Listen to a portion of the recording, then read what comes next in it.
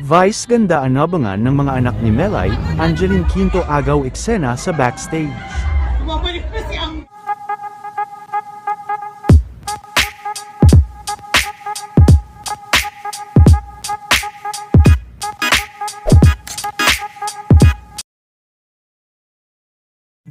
Matapos ang performance ni Vice ganda sa Boniverse concert kahapon, ay hindi pa nga ito umuwi at nag-enjoy muna sa kanyang panunood sa Boni concert, maging ang anak ni Miss Melay Francisco ay enjoy din sa kanilang panunood kahapon.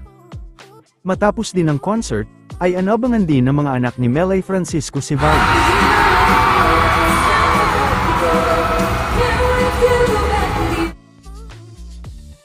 Samantala maging si Miss Angeline Quinto ay kabilang din sa mga nanood kahapon, agaw eksena din ito sa kanyang pagsigaw sa backstage.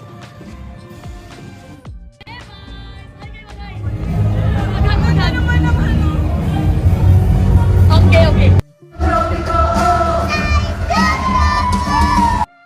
Ito naman ang ginawa ni Angeline Quinto, habang ito ay nasa backstage at iniintay ang Bini.